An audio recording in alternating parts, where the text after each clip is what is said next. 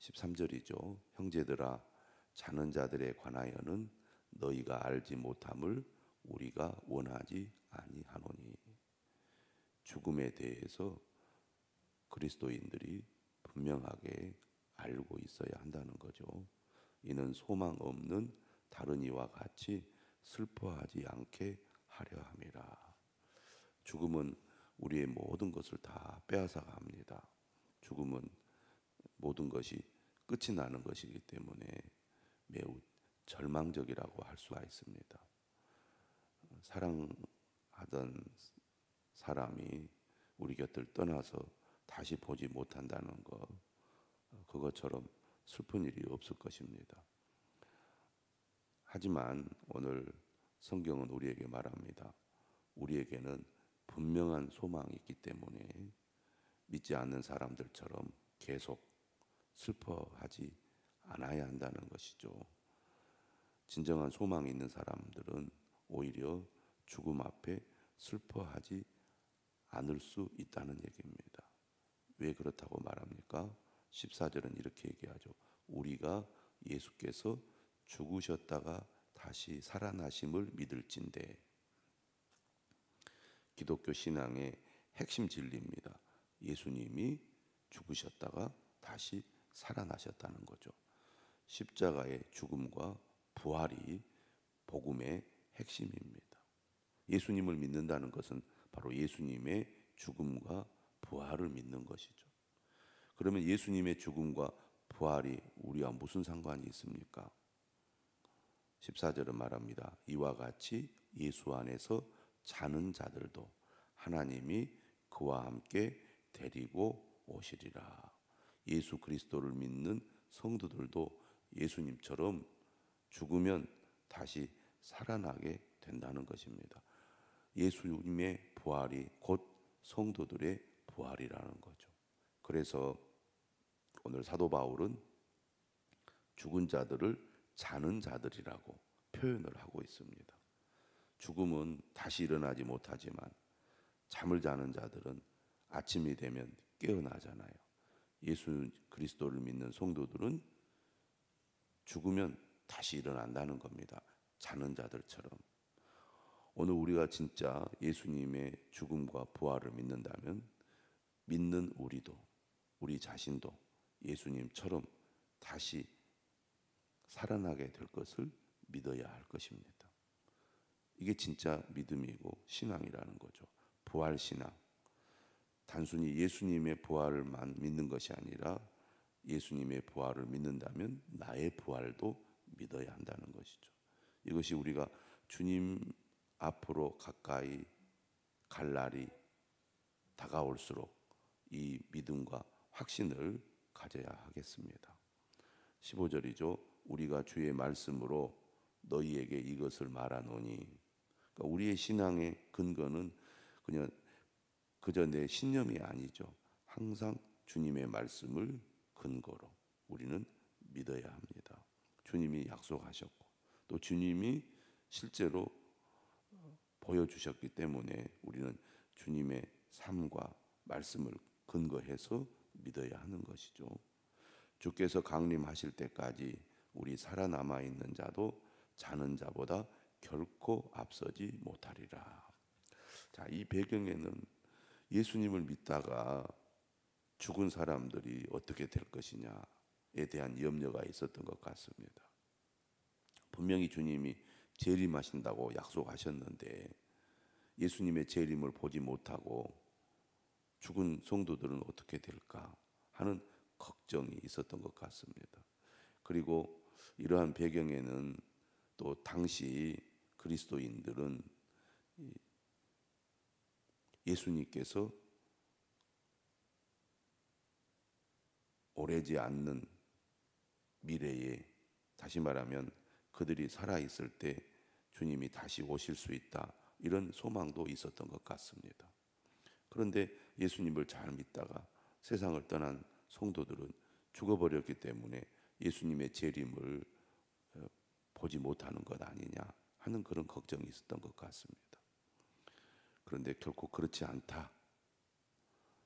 예수 그리스도를 믿다가 죽은 자들이 먼저 일어나서 예수님의 부활을, 예수님의 재림을 보게 될 것이다, 이런 얘기라고 하겠습니다. 그래서 16절 얘기하죠. 주께서 호령과 천사장의 소리와 하나님의 나팔 소리로 친히 하늘로부터 강림하시리니. 예수님께서 다시 오신다는 것이고, 다시 오실 때는 모두가 다 알 수 있도록 예수님께서 재림하신다는 겁니다.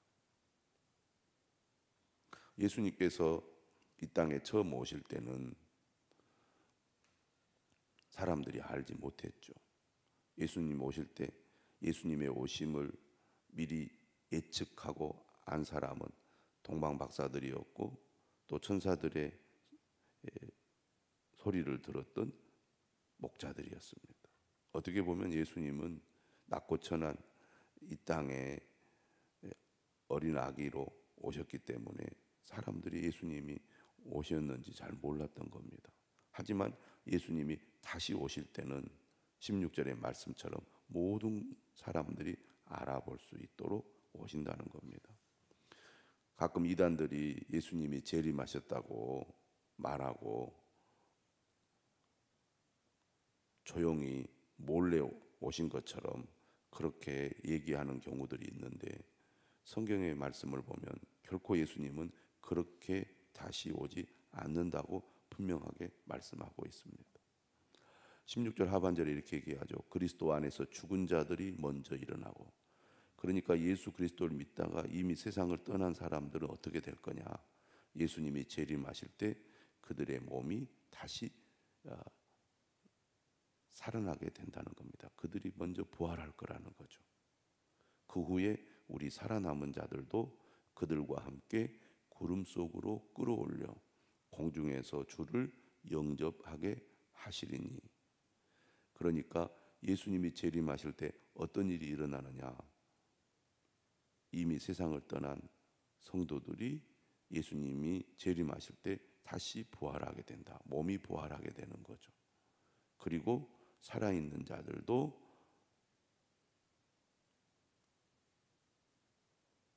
이 먼저 일어난 성도들과 함께 구름 속으로 끌어올려서 공중에서 주를 영접하게 될 것이다.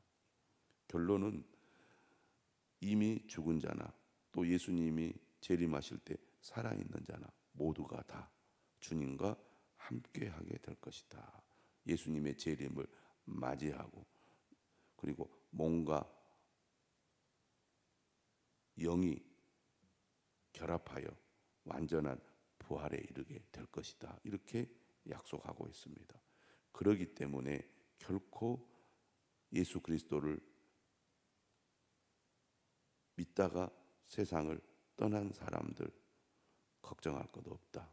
또 우리 자신도 마찬가지죠. 예수 그리스도를 진실로 믿는 성도라면 죽음을 결코 두려워할 필요가 없다는 것입니다. 슬퍼할 필요가 없다는 것입니다. 왜냐하면 예수님이 부활하신 것처럼 우리도 부활할 것이요, 예수님이 재림하실 때 모두가 다 예수님의 영접을 받게 될 것이기 때문입니다. 그러므로 이러한 말로 서로 위로하라. 우리는 점점 이제 이 땅에서의 삶을 마감하는 방향으로 가게 되어 있습니다. 언제 우리를 불러가실지, 언제 이 땅에서의 삶이 끝이 날지 우리는 알 수가 없습니다. 하지만 분명한 사실은 우리 모두 이 땅에서의 삶을 마감할 때가 온다는 것이고, 언제 올지 우리는 아무도 장담할 수 없다는 것입니다. 그러므로 우리는 이 땅에서의 삶이 전부인 것처럼 살아가지 않아야 하고, 영원한 하나님의 나라를 준비하며 살아야 한다는 것입니다. 그것이 5장 1절의 말씀의 핵심이라고 하겠습니다. 형제들아, 때와 시기에 관하여는 너희에게 쓸 것이 없으면 주의 날이 밤에 도둑같이 이를 줄을 너희 자신이 자세히 알기 때문이라. 사도 바울은 데살로니가 교회 성도들에게 죽음과 부활 그리고 예수님의 재림에 대해서 분명하게 가르쳤다는 것입니다. 예수님의 말씀을 데살로니가 교회 성도들이 신앙생활을 한 지 오래되지 않았어도 복음의 핵심 진리에 대해서 분명히 알고 있다는 것이죠. 언제 주님이 오실지 우리는 알 수 없습니다. 예수님 분명하게 그걸 가르쳤거든요. 그러니까 때와 시기에 대해서 구체적으로 날짜를 언급한 것은 다 이단입니다. 근데 이단들이 이런 얘기를 할 때는 매우 교묘하게 마치 성경의 근거에서 예수님의 재림 날짜를 계산한 것처럼 사람들을 현혹시키지만 다 가짜인 거죠. 주님의 말씀을 분명히 알면 그것이 아니라는 것을 우리는 잘 알 수 있습니다. 그런데 더 중요한 것은 뭡니까? 언제 올지 모르지만 주님이 오실 때는 밤에 도둑같이 올 것이라고 주님이 분명하게 말씀하셨습니다. 오늘 우리도 마찬가지죠. 언제 주님이 오실지 우리는 알 수 없습니다. 역사적인 종말론과 개인적인 종말론을 생각해 볼 때 주님이 언제 오실지 알 수 없는 것처럼 우리 개인의 삶의 종말도 언제 올지 알 수 없습니다. 그 말은 곧 무엇을 의미합니까? 우리가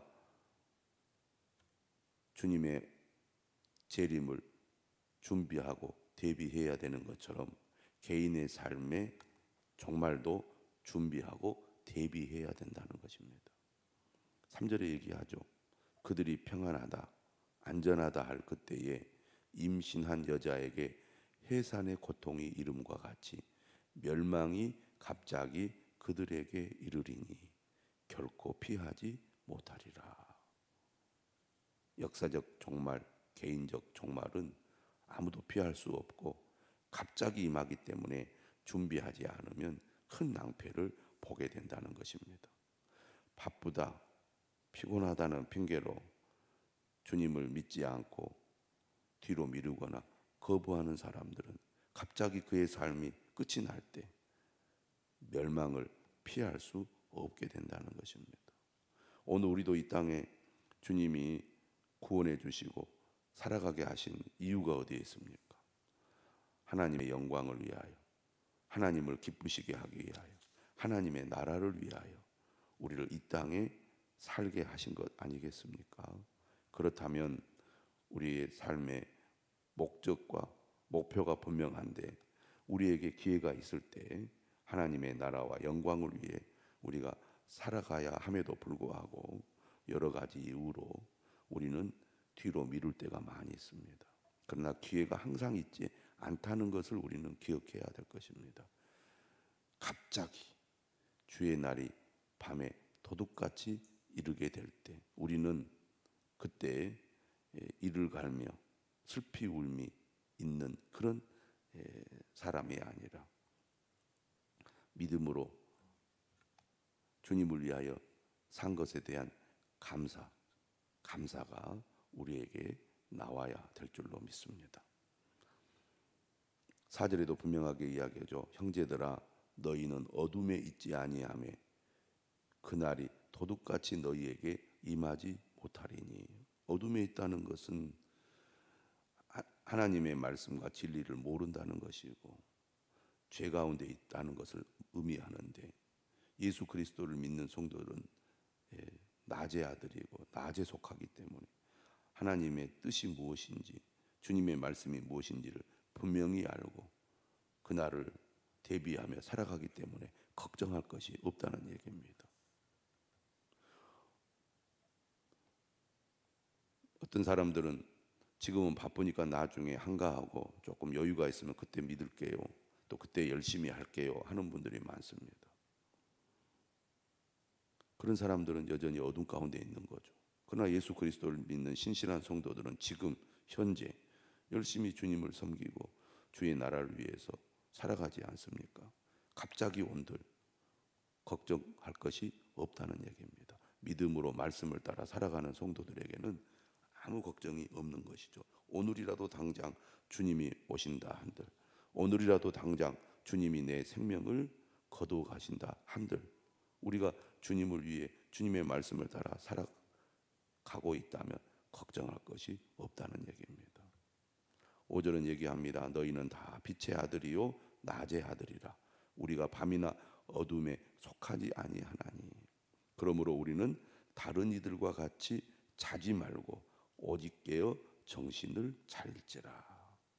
예수님께서도 강조했던 것처럼 오늘 사도 바울도 오직 깨어 정신을 차릴지라. 내가 누구인지 또 무엇을 위해 살아야 하는 것인지 분명히 알고 하루하루를 살아가라는 것입니다. 믿지 않는 사람들과 똑같이 오직 땅의 것만을 추구하고 위를 바라보지 아니하고 하나님의 나라를 위해서 살아가지 않는다면 그 사람은 잠을 자고 있는 사람이고, 지금 깨어서 주의 나라를 위해서 우리가 살아간다면 그 사람은 정신을 차린 사람이라고 하겠습니다. 자는 자들은 밤에 자고 취하는 자들은 밤에 취하되 우리는 낮에 속하였으니 정신을 차리고 믿음과 사랑의 호심경을 붙이고 구원의 소망의 투구를 쓰자. 자는 자들은 밤에 자고 취하는 자들은 밤에 취한다는 것은 오직 세상에 속한 자라서 이 세상만 추구하고 사는 것을 가리킵니다. 이 세상이 전부인 것처럼 이 세상을 위해서만 살아가는 사람이 자는 자들이고 취하는 자들이라고 하겠습니다. 그러나 우리 그리스도인들은 그렇지 않죠. 우리는 이 땅에 살아가면서 하늘의 소망을 두고 하나님의 나라와 영광을 위해서 살아가는 것입니다. 우리가 하는 모든 일은 바로 하나님의 나라와 영광을 위한 일이어야 한다는 것입니다. 그렇게 하기 위해서는 믿음과 사랑의 호심경을 붙이고, 호심경은 뭡니까? 가슴을 방어하는 그런 방어 도구라고 하겠습니다. 어떻게 해서든지 우리의 믿음을 꺾고 우리 안에 주님을 향한 사랑, 또 성도들을 향한 사랑을 없애려고 마귀는 끊임없이 우리를 흔들어 놓을 때 우리가 믿음과 사랑의 호심경을 붙이고 어떤 상황 속에서도 믿음을 지키고 주님의 말씀을 따라 사랑을 실천하는 삶을 살아야 한다는 얘기입니다. 구원의 소망의 투구를 쓰자. 여기 보면 구원의 투구, 우리가 에베소서에 나오잖아요. 예수 그리스도를 믿음으로 우리가 구원받았다는 확신. 그런데 여기서는 구원의 소망의 투구라고 하니까 그 소망이란 것은 우리의 삶이 죽음으로 끝나지 않는다. 예수 그리스도께서 재림하실 때 우리도 다시 살아나게 될 것이다. 이런 소망을, 구원의 소망을 분명히 갖자는 것이죠. 믿음, 사랑, 소망. 우리가 데살로니가 전서 1장에서 나오지 않습니까? 데살로니가 교회 성도들을 격려하고 칭찬할 때 사도 바울이 이 표현을 썼습니다. 믿음, 사랑, 소망. 이것을 가지고 우리는 살아야 할 것입니다. 하나님이 우리를 세우심은 노하심에 이르게 하심이 아니요 오직 우리 주 예수 그리스도로 말미암아 구원을 받게 하심이라. 하나님의 뜻은 구원에 있습니다. 우리는 오직 예수 그리스도를 믿음으로 구원을 받습니다. 진정으로 우리가 구원의 완성에 이르려면 이처럼 깨어 있어야 한다는 것이죠. 세상에만 빠져 주님을 잊어버리고 살아서는 안 된다는 얘기입니다. 예수께서 우리를 위하여 죽으사 우리로 하여금 깨어 있든지 자든지 자기와 함께 살게 하려 하셨느니라. 자기와 함께 살게 하려 하셨느니라. 그러니까 우리가 죽어도 주님과 함께 있게 될 것이고 살아도 주님과 함께 있게 될 거라는 것이죠. 그러므로 우리는 주님과 함께, 다시 말하면 주님과 연합하여 주님의 제자로 주님처럼 우리가 살아가야 된다는 얘기입니다. 그러므로 피차 권면하고 서로 덕을 세우기를 너희가 하는 것 같이 하라. 너희가 하는 것 같이 하라. 데살로니가 교회 성도들은 신앙에 본을 보인 사람들입니다. 지금까지 잘 해오고 있다고 바울은 믿고 있는 거죠. 그런 것처럼 계속해서 서로 권면하라는 것입니다. 우리가 깨어 있읍시다. 우리가 소망을 가집시다. 죽음을 두려워하지 맙시다. 또 살아있는 동안 서로 덕을 세우는 거죠. 격려하고 위로하고 돕고 이러한 삶을 실천하는 거죠. 말씀으로 권면하고 삶으로 덕을 세우는 그리스도인의 삶을 실천할 것을 당부하고 있습니다. 오늘 우리도 부활의 신앙, 예수님의 재림에 관한 분명한 믿음, 그리고 그 믿음에 근거하여 깨어 정신을 차려 하나님의 나라와 의를 구하는 그런 삶을 살아갈 수 있기를 주님의 이름으로 축원합니다.